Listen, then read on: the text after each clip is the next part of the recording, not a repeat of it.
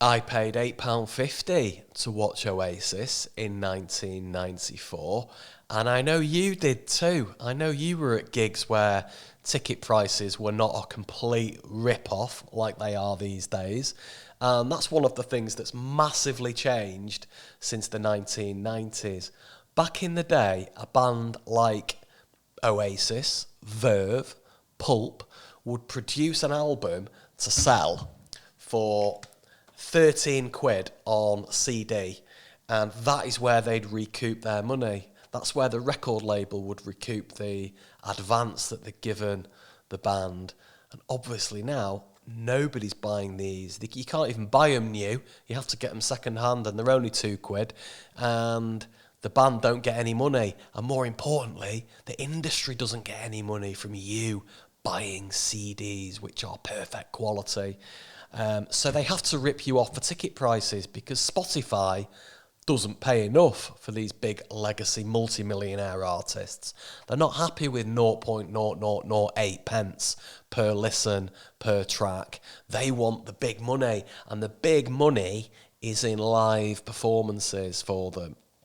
And because they're bands, they're not solo artists, which is what very smart young Generation Z artists do. They're all solo artists because they don't want to share the money 5 ways for live performances like established artists have to.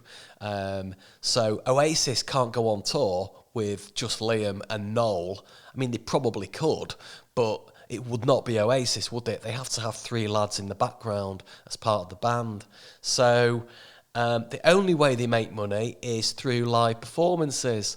So we all know that back in the day, the point of the gig was to sell the physical CD. The point of the gig was not to make money. The point of the gig was to promote the album. That is why bands toured. And that's gone all the way back to Elvis Presley, gone all the way back to the Beatles. The Beatles only went on tour so they could sell albums off the back of it. And that business model obviously worked up until about 2010 when streaming services like Spotify came in. And now everybody's streaming the music rather than going out and buying it. So we have to pay through the nose for concert tickets for bands that we love. And instead of paying a tenner for a band T-shirt, we are presented with a 45 quid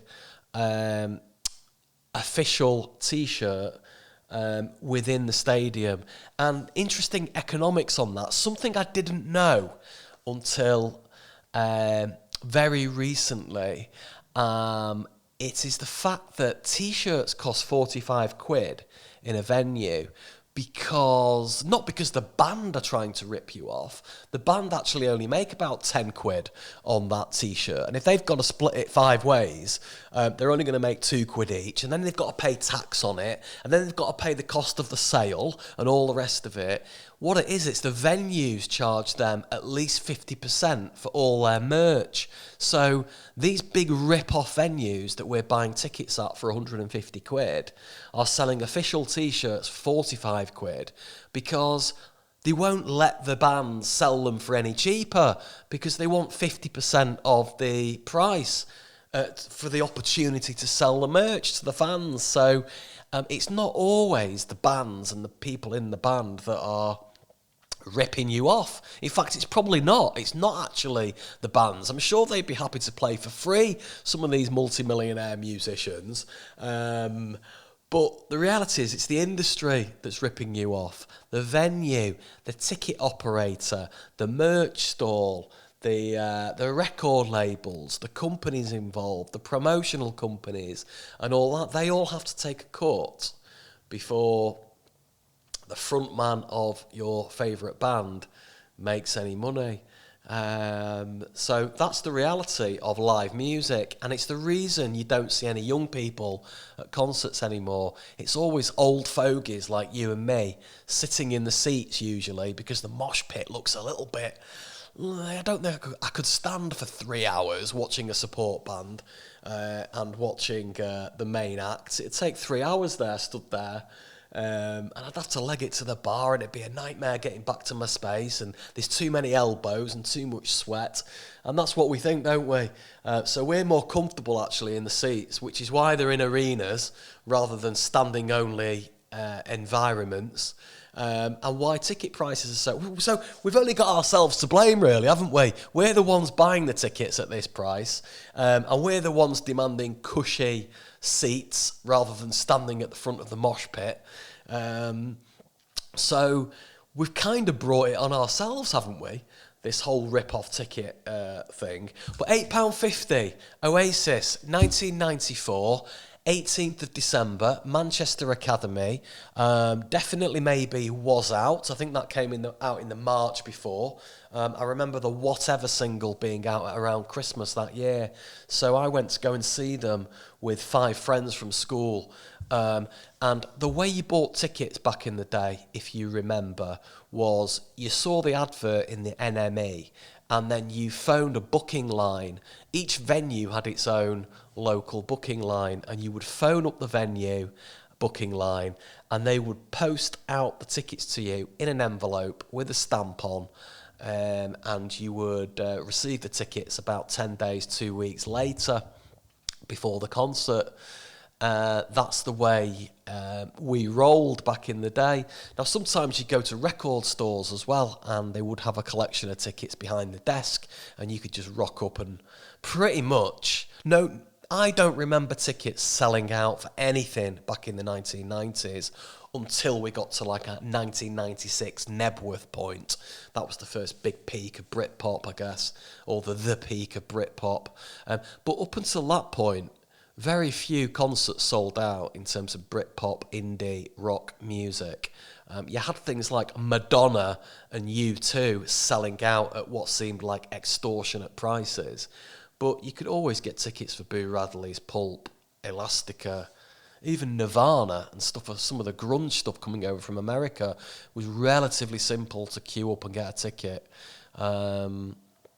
So... Nowadays, tickets are sold out instantly, aren't they? And then they're on resale sites within seconds.